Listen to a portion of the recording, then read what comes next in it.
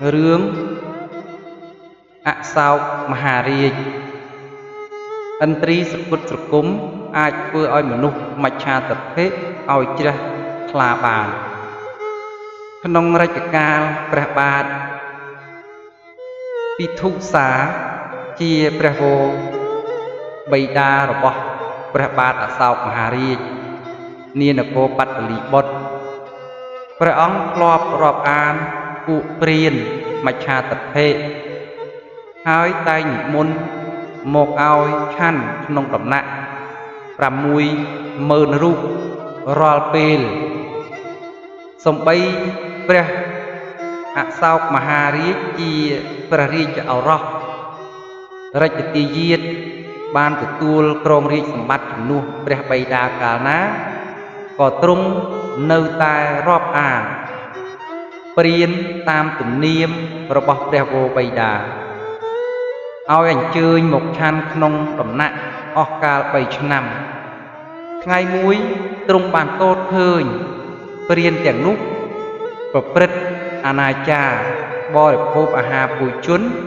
មិនសង្រួមឲ្យសមរម្យព្រះអង្គកើតវិបដិសាស្ដាយក្រោយមិនជ្រះថ្លាទើបទ្រង់ពិចារណាថាអោណោទៀនអញធ្វើនេះអស់ប្រាក់រាប់សែនកោដគួរអញជ្រើសរើសអ្នកទទួលឲ្យមានឫទ្ធិពីចរិយាសមសួនទើបបានផលច្រើនព្រះអង្គកំពុងតែធ្វើព្រះតម្រិះយ៉ាងនេះក៏ស្រាប់តែទតឃើញនិរោធសាមណេរជាព្រះអរហន្តមានប្រជញ្ញ7ឆ្នាំដែលជាក្មួយរបស់ព្រះអង្គកំពុងនិមន្តមកកាន់ព្រះរាជវាំងបំរុងនឹងទៅសួរព្រះនាងសុមនៈទេវីជាព្រះបិតាឯស្រុកចន្ទឌីលក្រៀមក៏មានព្រះរាជហឫទ័យជ្រះថ្លានឹងឥន្ទ្រីត្រកុតស្រគុំរបស់សាមណេរ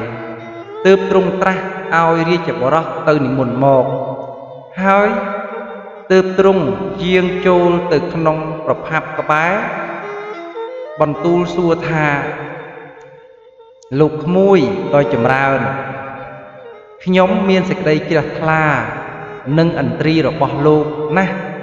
សូមនិមន្តលោកមកគង់ក្នុងព្រះរាជវាំងនេះត្រង់កន្លែងណាដែលលោកគប់ព្រះរាជហឫទ័យ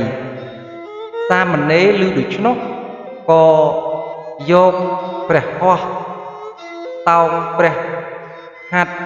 ព្រះមហាក្សត្រហើយឡើងគង់លើរាជបល្ល័ង្កក្រោមមហាស្វេតឆ័ត្រព្រះមហាក្សត្រទតឃើញដូច្នោះរឹតតែមានសេចក្តីជ្រះថ្លាទៅទៀតទ្រង់យកព្រះប្រយាស្ងោយដែលនាងវិសេស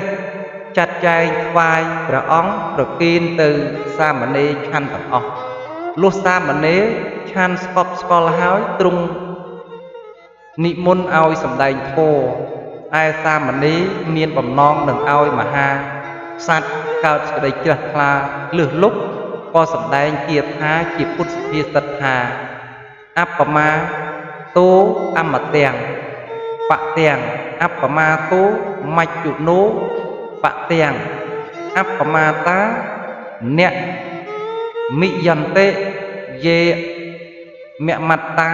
យថាមត្តាសេចក្តីមិនប្រមាទជាផ្លូវនៃអមតៈសេចក្តីល្អប្រមាទជាផ្លូវនៃមជ្ឈុអ្នកណាមិនប្រមាទឈ្មោះថាមិនស្លាប់អ្នកណាប្រមាទទុកដូចជាស្លាប់ព្រះមហាក្សត្រទ្រង់ព្រះសម្ដាប់ព្រះធម្មទេសនានេះហើយរឹងរឹតតែមានសេចក្តីជ្រះថ្លាជាមហិមាទើបមានព្រះរាជបញ្ជាឲ្យប្រគេននិច្ចផត